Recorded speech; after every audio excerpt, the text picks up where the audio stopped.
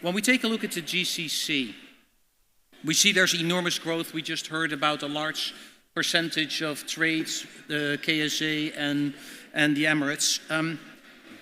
Do you feel that the competition drives currently innovation in the region?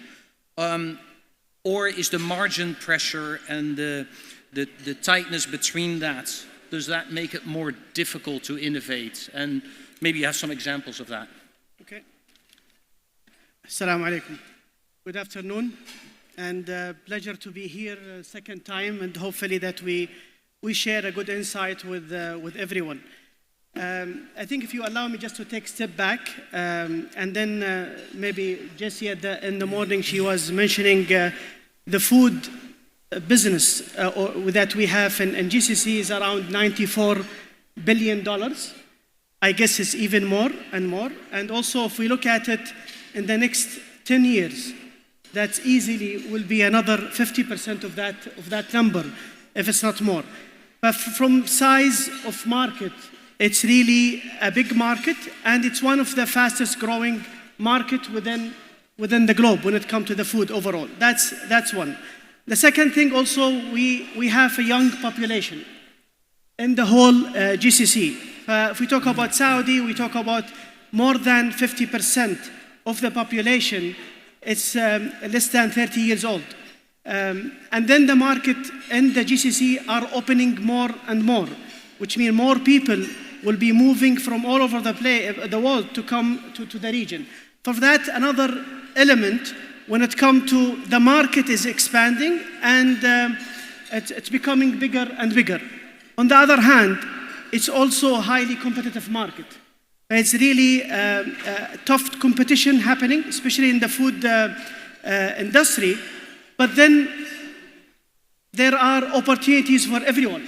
But then the question, how you are approaching it, how you are offering and delivering and opportunities and product to the market. That leads me to the point, which is innovation. I think innovation is key in this market. Although it's a big, but on the other hand, also young population with more demand, more trend, different need, different moment of consumptions that need to be created overall. That's where innovation play a bigger role. I would like to give an example.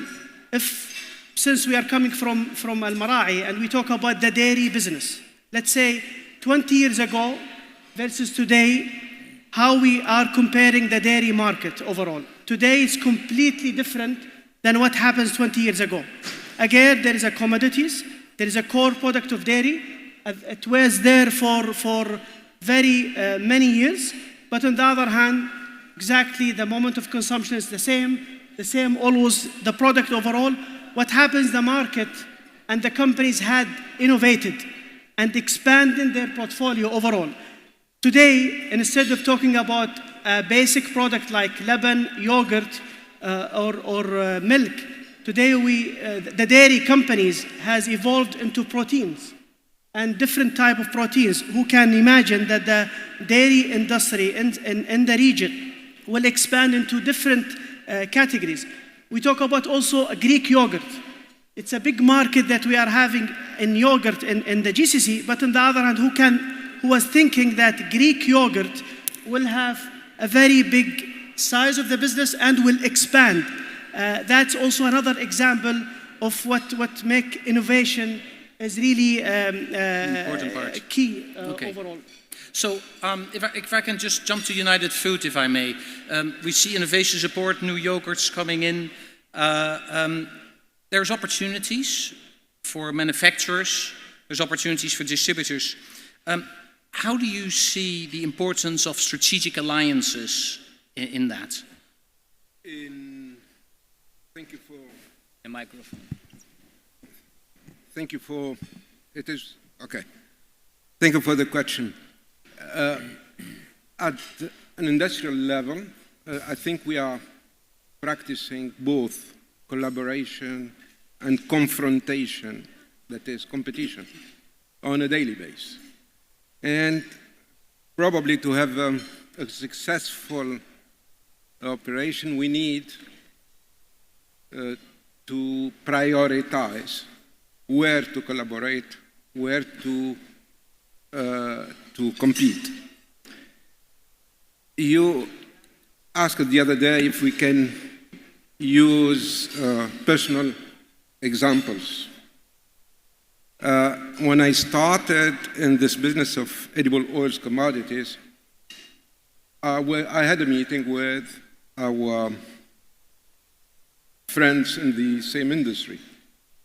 I proposed to do something that is to consolidate the sourcing of edible oils, because it has an obvious advantage. When you order 10,000 tons of a kind of oil, you will pay $50 per metric ton in transportation. But if you order 5 times more, you will pay only $20. So it will have a beneficial advantage for all of us. Besides, you can order hand to mouth. You are not obliged to order every 6 weeks by sentence. You can, from now on, because the vessel is bigger, divided between more number of players.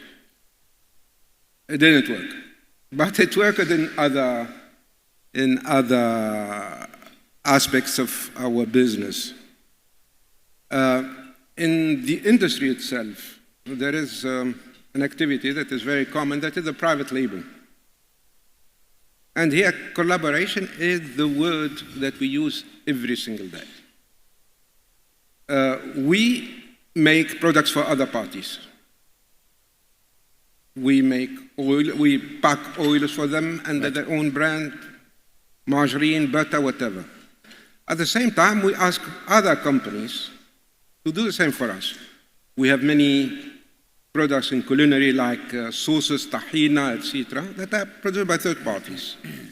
We have cheese under our own brand produced in India.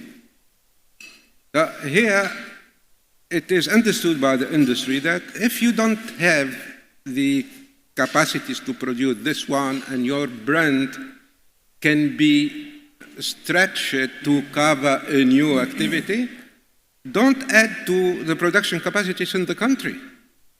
Go use the excess of production capacity of other parties. And it is working perfectly.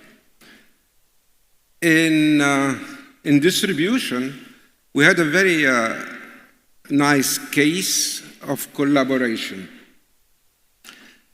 We started lately 8 years ago, to distribute ice cream from Nestle, ice cream from Mondelez. And ice cream is very important in the gas stations. So we started negotiating with ADNOC, but ADNOC wanted us to deliver the ice cream every day to its 220 gas stations. Absolutely impossible. How can I reach every day the gas station that is at the border with Saudi Arabia? And for what? For 2 cartons? So, but we noticed it when visiting that there was a product that was there in every gas station. It was sandwiches.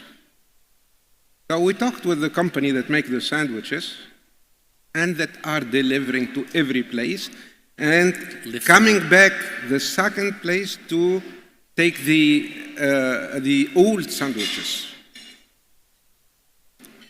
And we started with the deal with them, and for the last 7 years, they are doing the deliveries to all the gas stations.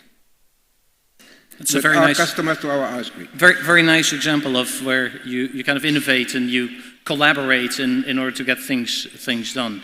And it is extremely beneficial for both the parties, because both the parties are better using their own resources. Both parties gain of that. And when we take a look at investment, Vanya, if I may switch to you. When you look at innovation, very often there is quite some significant investments. I know that on your side in the Dubai Trade Hub, there's a lot going on. Do you see that there's more space for companies to work together? And what have you explored, and what would you give people to advise when you look at that? Thank you, Alexander. It's been great. It's a great pleasure to be here today. It's an interesting question, particularly when you talk about investments and leading on to the other questions on innovation. I think innovation is one of the most worshipped principles in the modern businesses. Right? It's one of those principles that people believe, industry leaders believe, is essential to their growth.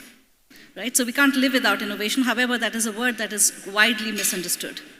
A lot of industry leaders do believe that innovation means investment, innovation means R&D. I think it goes beyond R&D. Innovation means R&D, incubation, and acceleration. So that is the process that would take a product to the market. And this whole process definitely requires investment, but the question is, what is the definition of investment? Is it price? Is it the cost? Is it people? Is it time? Right? I see investment in these three buckets. So for us within the Food Hub as well, we see it in the same buckets. First of all, people are at the forefront. I think investment in people is a non-negotiable factor. It is essential, and fostering that culture of innovation in each of our companies is one of the ways to drive the cost of innovation lower. Right? That's number one. And coming to the time, I think that's, again, depends on what level of impetus that the leadership is giving on the process of innovation. And the most important part on the cost, we at Abu Dhabi Food Hub, I'll draw it with an example out here. With Abu Dhabi Food Hub, what we are trying to do is driving the cost of innovation, driving the cost of businesses lower by creating a multi-user, common user kind of an infrastructure. I think that is really the role of Abu Dhabi Food Hub. Creating infrastructure, whether it comes to market trading areas, whether it comes to value addition, storage, and R&D, academy, creating more talent for the industry. So we cover various factors or facets of the industry within this cluster. And thanks to the new initiative by the Ministry of Economy around creation of a cluster, I think we are pretty much on the same trajectory here, same footsteps that we are following. Creation of a cluster that is interdependent, where all of the industry partners can come together and find areas to collaborate. It doesn't have to be always competitive in nature. I see collaboration possibly to address areas of supply chain. We are trying to collaborate a lot more closer with the UAE's ports, global ports, the logistics players globally, all of them who are ultimately going to drive the cost of business lower for our tenants, our customers within the hub. So I believe that collaboration is very key, both within the industry players, within the private industry players, and public-private. Government plays a key role in this whole aspect, so collaboration is key to drive the overall investments lower here. Very good. Yeah, I think that collaboration and people investment is a recurring theme in many of these cases, because ultimately that makes the difference. Andres, if I can just switch to you for a second. We just heard about growth and setting new things up. For companies coming to the GCC market, I mean, your company comes from Spain originally. Now, for companies coming to the GCC market, what kind of advice might you give them for the kind of mindset they need to have for the GCC, and what might be key elements of success? So, thank you, Alexander, and thank you everyone for attending this event. There is a big list of things that I can tell you. However, I think that we can highlight some of them. One of them is, again, collaboration.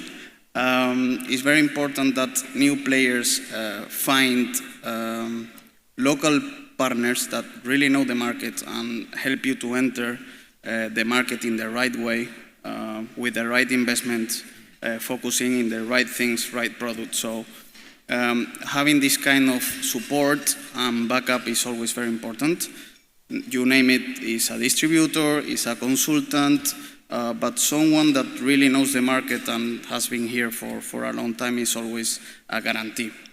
Then another very important concept that we are mentioning many times, innovation. To come to a market like UAE, that you can think, well, it's a new market, still young country, yeah, but it's quite a developed market, and the market is already collapsed with many products, many brands. So you need to bring something new to catch the attention, to make yourself different, and to stand out from the other players that are already there, especially if you are new. then I will say that you need to focus as a new brand, because coming here you can get very excited with many opportunities, many products that you can launch. But if you get too excited and you don't focus on the right things that you really know how to do, you dissolve your efforts, and eventually you don't launch, or you don't reach to the point that you want to reach. Then I will strongly recommend to new companies to really be in the market. The micro doesn't want me to talk too much. So you really need to be in the market to identify changes. It's a very evolving market, so you need to be there looking very closely what are the changes and to catch those opportunities. And just to close, you need to be ready to compete. It's a market where the competition, I will say, is savage at some points, but it's a market full of opportunities, and if you are able to crack down those opportunities, it's a very rewarding market, and it's a market that is a very good place to shine and to show to the rest of the countries which is your brand, what you can do, and how successful you can be. So you can replicate that model in other places of the world. Okay, thank you. And one of these things about replication and trying to do it well is so important. One of the things that in the past sometimes people were talking about supply chains, and then people were talking about supplying networks. And networks are ecosystems, and they compete and collaborate as well. Igor, if I can come to you, and I'm kind of looking for a specific example perhaps that you can share with us. How do you deal with this, or how could you do this collaboration and make this work in this supply network? Because that's really where we are. Would you happen maybe to share something with about a specific example? Yeah, no worries. So good afternoon, everyone. Pleasure to be back here again. I think that the big mistake most companies make is when they think collaboration, they're always thinking competition. They combine the two words, collaboration and competition.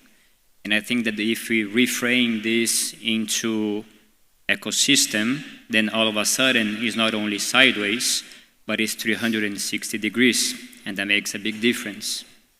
So if I give an example of what we did in BRF, over the last 10 years we have invested over $500 million in this region and acquiring different companies and building new factories.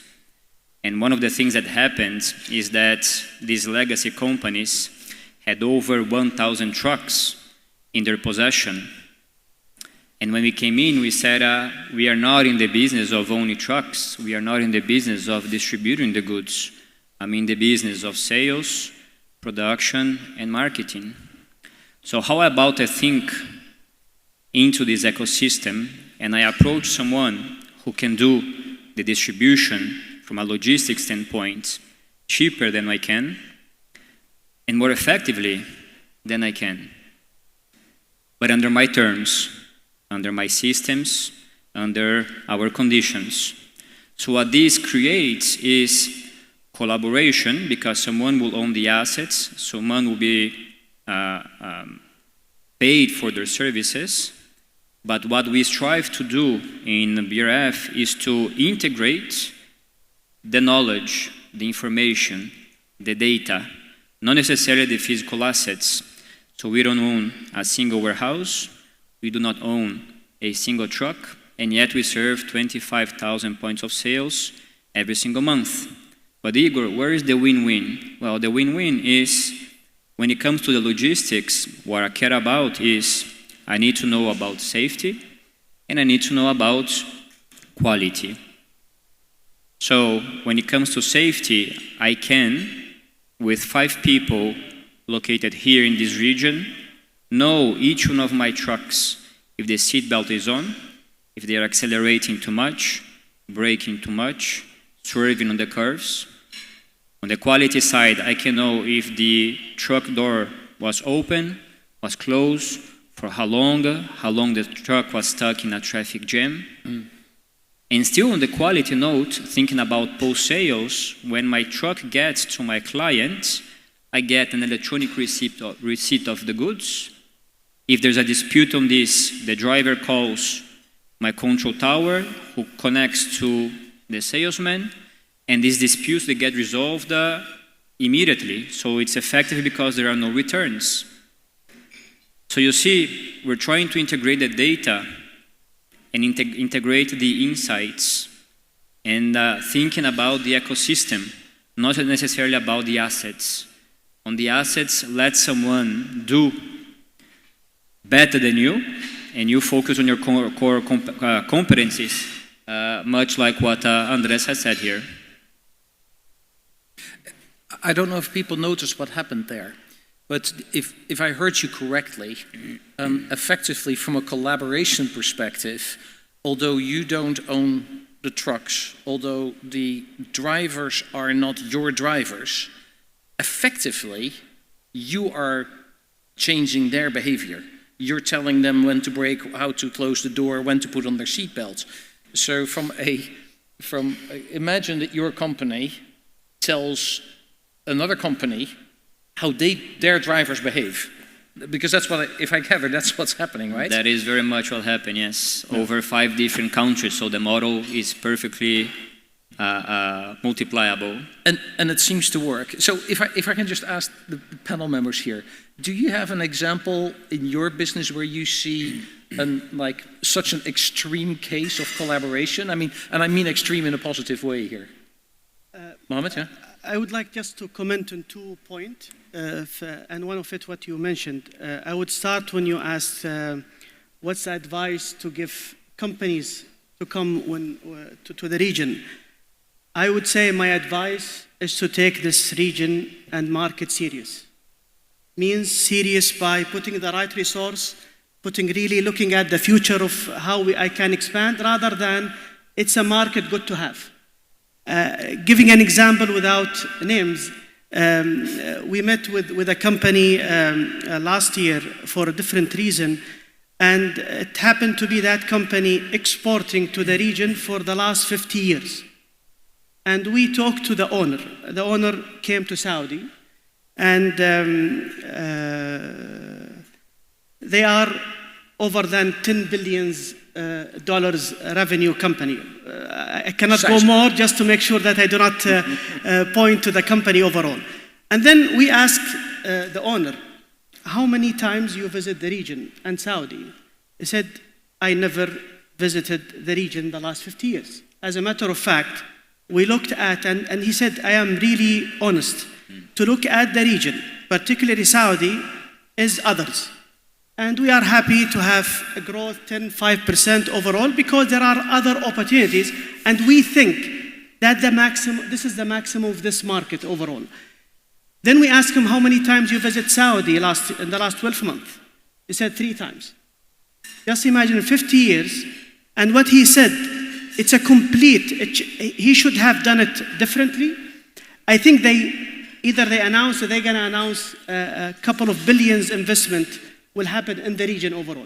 That's, I would say, a classical example of how people look at the market and what are the potentiality of this. I think the market has a potential, but you need to be there. You need to talk with the right insight and tackling the right challenges that the market has. In terms of collaboration, I would say if we go back, the industry were in a development. Let's say we talk about the dairy business overall. No dairy company can run without their own farm, their own distribution, their own warehouse and logistic at that time, because the market were not evolved overall. I would say today, whether in dairy or others, there is really a collaborative can be done, because so many within the value chain and the supply chain has been evolved. We can compete in the market. We can compete to the consumer, how we can get market share. But there are so many things can be happening behind, and then we complement and make sure there is an efficiency. I will end with an example. 10 years ago, We all know how the competition in dairy, although we are in Almarai not a dairy company anymore, we are a food company, but I would say since dairy always in our heart, we have plenty of examples. More than 10 years ago, competition in Saudi was very tough when it comes to the dairy business. It happened, one of the players had a crisis. Basically, they cannot receive milk. All their milk receiving areas got burned.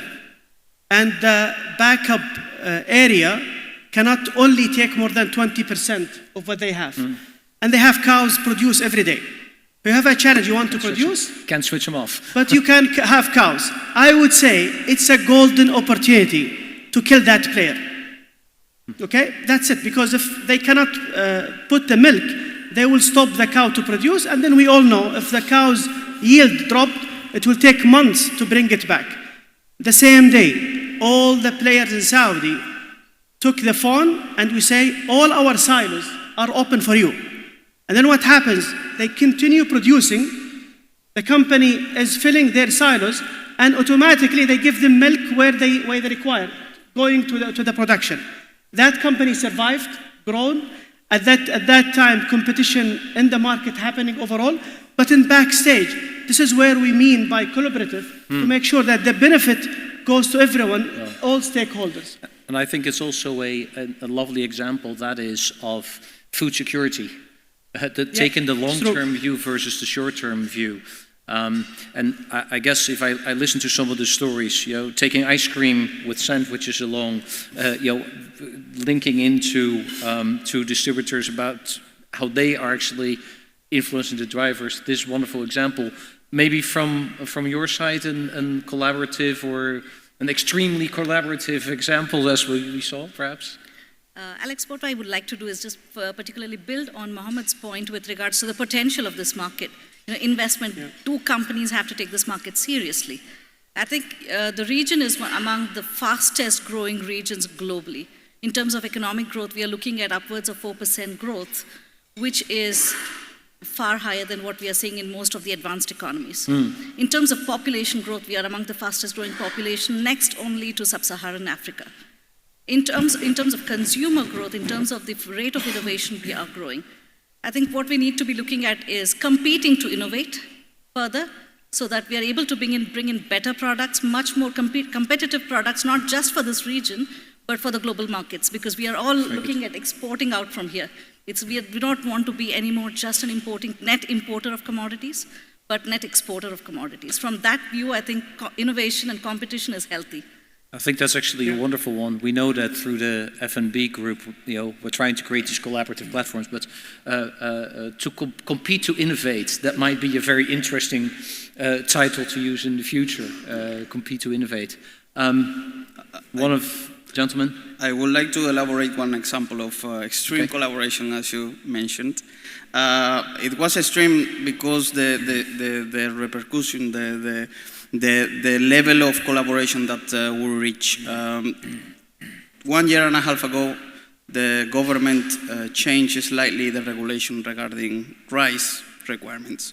This suddenly was stopping us or not allowing us, meaning Tilda or whatever rice company in the region, to import in UAE. Interestingly enough, the government realized before we did, so we got contact from the government saying, look, we have a problem. This is happening at the port. We have so many containers blocked that you will not be able to import. We need your help. We went to the ministry. We have a meeting, like 10 players belonging to the industry with government bodies. And I can assure you that in less than 2 weeks, everything was solved. Wow. And for me, that was a time of proud, being able to collaborate till that extent and to be sitting with what we are so-called competitors, but aiming for a common objective, and with the help and support of the government, it was addressed and solved in few days. So I think it's a wonderful example of what F&B Group is trying to do, create clusters, create networks, so in case something happens, that first option that was talked about earlier on of food security, but then also be getting innovation, competitive innovation going to take the next step. Maybe if I can invite you on an extreme collaboration case in your side of the food business. Extreme? Okay, I will go extreme. Now, in that case, I'm not anymore in collaboration, but I'm in teamwork. So, and it is slightly different. 2 years ago, we wanted to launch the first margarine based on extra virgin olive oil in the UAE. And it was not easy. We are the crushing leader of the business of margarine in the UAE, but still we needed external resources for it. So we articulated in a way that for extra virgin olive oil, we will have a company helping us, which is, as a matter of fact, the company in Spain that is providing us of this golden liquid. Then we worked with a Ukrainian company on how to adapt their kind of canola oil to blend well with the olive oil and let the flavor olive oil being the superior one. Mm. And I said to my team, it's not sufficient.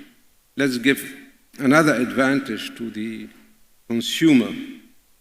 And we finally decided to give the product in a packaging that's no more plastic, but it is biodegradable plastic. So it took over a year between all these companies. It is collaboration that really became extremist. It became a teamwork. Yeah, it's a very good example. I mean, sometimes collaboration doesn't happen quickly. It takes a lot of patience and willingness, especially if you go cross borders. Having done that myself as well, it can be very challenging. All right, in the last 5 minutes that remain for us, I would ask each one of you one question. If you had a magic wand, like the Harry Potter little stick, and you could wave it over Saleh's head and say, "Saleh, get this for me." What would you do with your magic wands? What's the wish that you would throw out? In no particular order. Anybody who's ready? Go for it. Continuing with my previous point, this collaboration with the government for me was a very meaningful example of how we should continue building this industry and this region. And I hope, and it will get our full support, that we keep this strong and close collaboration between the government bodies and the private sector. I believe that this is the way, and it's a very unique way that in very, very few countries is happening, and we are very grateful for that. Very good. Sounds like you're the right forum, Andres. Vidya, can I invite you? Your magic wand. I think one of the factors which is most uncontrollable by most businesses is what consumers want. If I had a magic wand, I would like to know what's on the mind of the consumer. I think that would be the most essential element, and I think with innovation, with collaboration, we can come up with more and more products and solutions that potentially consumers will like and accept. So I think understanding customers and making sure that we are meeting those expectations and going beyond expectations in terms of user experience is something that I would change. Well, I think that's a nice plug for tomorrow, because if I'm not mistaken, we have Kantar and Nielsen that are being there tomorrow, and I'm sure they always come with the data that we're looking for. Igor, perhaps yourselves, your magic wand? Yeah, so if I did have a magic wand, most likely I would try to inject a significant wave of positivity and optimism into this group of people here in the room and beyond, because what we do in food and beverage is so essential, and a company like ours that is present in over 100 countries, and I've been to many of those, I can tell you, this region is uncomparable and has a fantastic future ahead. And I just wish that everybody here had the same vision and could work in the same direction. All right. Actually, I have 2 magic sticks. 2 magic sticks. Okay, your first one is that you get the second one. I would say it's what they have mentioned, but I think standard of regulations is really important in order for us to think about how can we serve the customer and consumer, rather than each country, each region has its own. And then that's, I think, if we can find the magic stick to make sure that we have unified these regulations, it will ease up a big point overall. And the second part, which is we need to compete in the market. We need to get the consumer and to get our market share. There is no doubt about it. But then in the backstage, we need to make sure how can we collaborate and to make sure that we do not waste efficiency. We do not waste resources. Rather than there should be a specialized that can be utilized from different people with the right agreement, with the right cost, with the right. But today, people trying to compete in all front, and not every company can do all of this. And that's why, with time, where the dilution started. If I would really, if that happens, people really think where they are specialized or where they want to be specialized, and then you need to find your partner to collaborate to make sure that they help you to reach that step that you want to achieve. Very good. I think there's one magic stick left. I would really use it right away to make of the food industry the real hero in the country for preserving nature, for sustainability, for renewable energies, for reducing consumption of and waste of water, etc. This is what I would do with the magic wand. Very good. It would be wonderful. I think it's a wonderful magic wand to end up with. What I've heard, just in a very short synopsis, I think that what we've heard is that number one, take this region and take this area serious. Don't visit it once every 50 years, but take it more serious. I think that compete in innovation, as you mentioned, coming up with the better solutions, getting clusters to work together. We become a beacon for the region around, and we can be on the leading side of this. And I think we've heard some examples in data management. We've heard in how you distribute ice cream. We see these things, or how you manage with the government when policies or hiccups happen. So on that, I have one last magic wand, and that is that the audience gives this panel fantastic applause. Thank you. Thank you.